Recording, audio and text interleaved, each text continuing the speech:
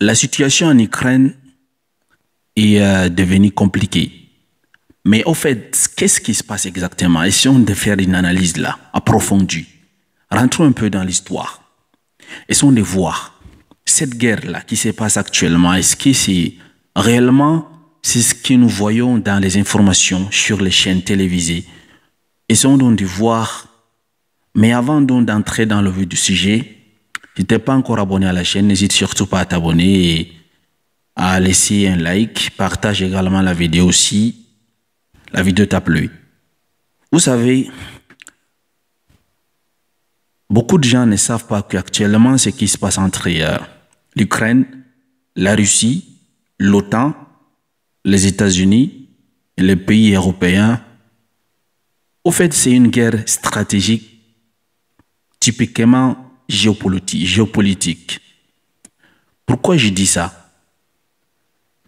Si nous rentrons dans l'histoire, nous allons comprendre qu'il y a la guerre de l'économie qui s'est faite depuis entre les deux géants qui est, n'est-ce pas, les États-Unis, la Russie. Tous les deux veulent contrôler, n'est-ce pas, l'économie mondiale. Voilà, au fait, c'est ça, au fait, la réalité de cette crise. L'Ukraine ici est juste utilisée comme appât. C'est juste, c'est pas une victime, je sais pas, on peut dire une victime. Mais en réalité, la guerre qui se passe actuellement, ce n'est ni la guerre des Européens, ni la guerre des Ukrainiennes, mais c'est la guerre entre quoi? Entre la Russie et les États-Unis. Mais beaucoup de gens n'ont pas compris cela. Pourquoi? Lorsque tu contrôles l'économie mondiale, c'est toi qui est considéré comme le maître dans tous les jeux mondiaux.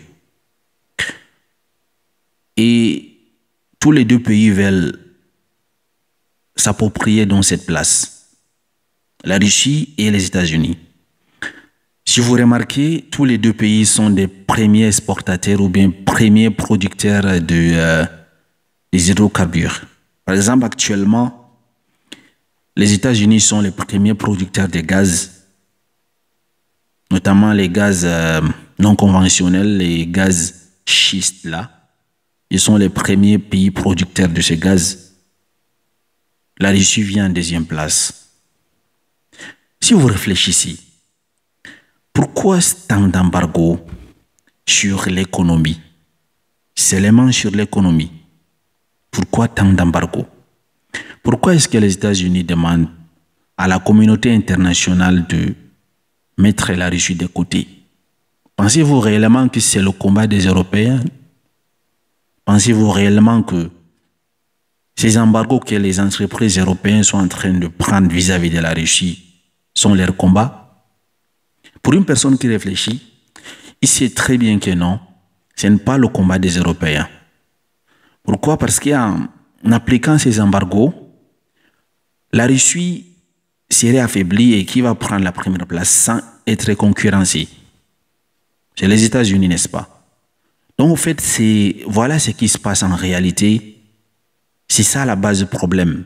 C'est vrai qu'il y a le problème de sécurité que la Russie a avancé. Mais la base du problème, c'est ça, au fait. Le fait de contrôler l'économie mondiale. La puissance qui contrôle l'économie mondiale serait donc le guide. Serait vers lui que tout le monde va se retourner. Et lorsque vous contrôlez l'économie, n'est-ce pas, vous avez le pouvoir. Vous avez le pouvoir de multiplier vos budgets des armées, par exemple, vos budgets militaires. Vous avez les opportunités, vous avez donc la facilité de produire plus d'armes nucléaires. Vous avez la facilité donc d'être encore plus puissant. Pourquoi? Parce que lorsque vous avez de l'argent, lorsque vous exportez des matières premières, n'est-ce pas, les gaz, le pétrole à l'extérieur, la recette que vous trouvez va rendre votre PIB fort. votre pays va être ici économiquement bien positionné au niveau international qu'au niveau national. Le niveau de vie de vos populations vont également évoluer positivement. Et vous aurez ce qu'on appelle un excédent de PIB. Vous allez donc l'utiliser dans vos budgets de l'armée. Là, cela va vous permettre donc de créer d'autres armées, d'autres armes nucléaires, d'autres armes sophistiquées qui évoluent et que d'autres puissants n'en ont pas. En fait, c'est ce qui se passe dans cette crise de l'Ukraine et de l'Ukraine, entre la Russie et l'Ukraine, l'OTAN, l'Europe. C'est ça, au fait, c'est ça le noyau du problème. Lorsque les États-Unis annoncent des embargos sur le pétrole russe, sur le gaz russe, sur les comptes bancaires, geler les avoirs, si vous réfléchissez bien, toutes ces actions visent à quoi? Toutes ces actions visent à s'asseoir, à asseoir dans l'économie, à affaiblir l'économie russe, si vous essayez de réfléchir normalement. Donc, mais concernant la deuxième question, d'où la Russie a envahi l'Ukraine parce que, n'est-ce pas, l'Ukraine s'est rapprochée de l'OTAN et que l'OTAN va installer ses bases à côté de la Russie. Oui, c'est vrai, parce que cela donc peut attirer des problèmes à la Russie si l'OTAN, imaginez l'OTAN à sa base en Ukraine. Alors, le jour qu'il veut attaquer la Russie, ça serait facile pour l'OTAN de le faire en quelques minutes. Pourquoi? Parce qu'ils sont à la frontière de la Russie. Ça, c'est l'aspect deuxième de la chose, mais ce n'est pas le plus important. Comme je vous ai dit, cette guerre, elle est basée sur l'aspect économique. Pour une personne qui réfléchit, qui a la tête qui est ouverte, il est là. Le fait de bannir la Russie du système SWIFT, cela va beaucoup jouer sur son économie. Mais si vous constatez, le monde est en train de se diviser en deux parties. Vous voyez, il y a la puissance occidentale et il y a aussi cette puissance-là qui forme la Russie, la Chine, l'Iran et les autres pays. Puisqu'ils ont également leur système de paiement. Ils se soutiennent entre eux. Ils mettent également les vétos, par exemple, lorsqu'il y a des assemblées générales à l'ONU, n'est-ce pas? Lorsqu'il y a une résolution à prendre, à sanctionner un pays, à voter, je ne sais pas, une loi, il y a des moments où la Chine et la Russie mettent les vétos. Du coup, il y a deux poids, si vous constatez qui se passe là. Il y a deux poids donc qui est en train il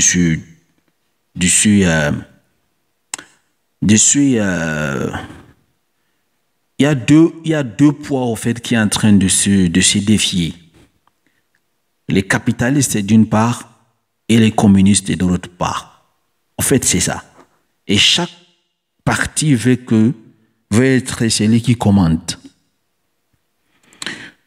Donc, pour récapituler ce que je viens de dire, en réalité, lorsqu'une personne est dotée d'une intelligence, il saura que l'Europe est utilisée par les États-Unis.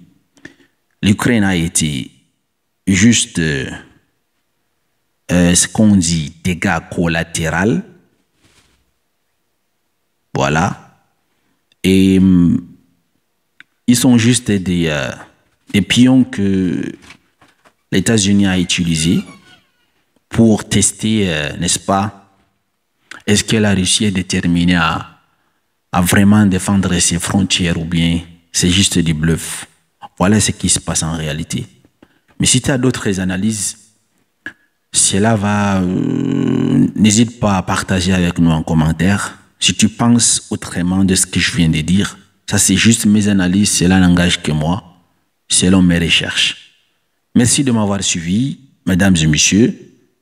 Si parmi vous, il y a d'autres personnes qui ont des commentaires ou bien des analyses à faire à propos de cette situation que nous vivons actuellement, n'hésitez surtout pas à lâcher des likes, à partager et à laisser vos commentaires. Ciao.